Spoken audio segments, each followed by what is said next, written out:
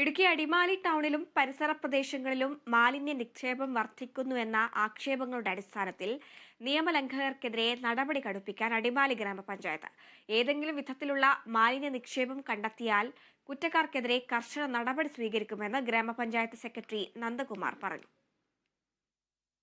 അടിമാലി ടൗണിലും പരിസര പ്രദേശങ്ങളിലുമുള്ള വിജനമായ ഇടങ്ങളിലും കൈത്തോടുകളിലും ഓടകളിലുമെല്ലാം മാലിന്യ നിക്ഷേപം വർദ്ധിക്കുന്നുവെന്ന ആക്ഷേപം ഉയർന്ന സാഹചര്യത്തിലാണ് വിഷയത്തിൽ ഗ്രാമപഞ്ചായത്ത് വീണ്ടും നടപടി കടുപ്പിക്കാൻ ഒരുങ്ങുന്നത്. ടൗണിലെ ഓടകളിലേക്കും മറ്റും ശുചിമുറികളിലെ മലിനജലം ഒഴുക്കുന്നുവെന്ന പരാതി മുൻപുയർന്നതിന്റെ അടിസ്ഥാനത്തിൽ ഓടകളുടെ സ്ലാബുകൾ നീക്കി പരിശോധന നടത്തുകയും നടപടി കൈക്കൊള്ളുകയും ചെയ്തിരുന്നു. നാളുകൾക്ക് ശേഷമാണിപ്പോൾ വീണ്ടും സമാന രീതിയിലുള്ള ആക്ഷേപങ്ങൾ ഉയർന്നിട്ടുള്ളത്. ഏതെങ്കിലും വിധത്തിലുള്ള മാലിന്യ നിക്ഷേപം കണ്ടെത്തിയാൽ കുറ്റക്കാർക്കെതിരെ കർശന നടപടി സ്വീകരിക്കുമെന്ന് ഗ്രാമപഞ്ചായത്ത് സെക്രട്ടറി നന്ദകുമാർ പറഞ്ഞു.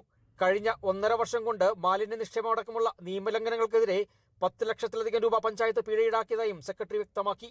പഞ്ചായത്ത് കർശനമായ നടപടികളുമായി മുന്നോട്ട് പോവുകയും പ്രോസിക്യൂഷൻ ഇനി തുടർന്നുള്ള കേസുകളിൽ പിഴ ഈടാക്കുന്നതിന് പകരം നേരെ കോടതിയിലേക്ക് കൊടുത്ത് പ്രോസിക്യൂഷൻ നടപടികൾ സ്വീകരിക്കുക എന്നുള്ള നിർദ്ദേശമാണ് മേലധികാരികളിൽ നിന്നും നമുക്ക് ലഭിച്ചിരിക്കുന്നത്. ആയതുകൊണ്ട് ഇനിയുള്ള മാലിന്യ നിക്ഷേപ നടപടികൾക്ക് കർശനമായ പ്രോസിക്യൂഷൻ നടപടികൾ പഞ്ചായത്തിന്റെ ഭാഗത്തു നിന്നും ഉണ്ടാകുമെന്ന് അറിയിക്കുന്നു.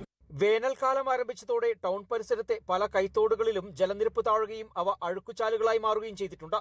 ഓടകളുടെ സ്ഥിതിയും മറിച്ചല്ല.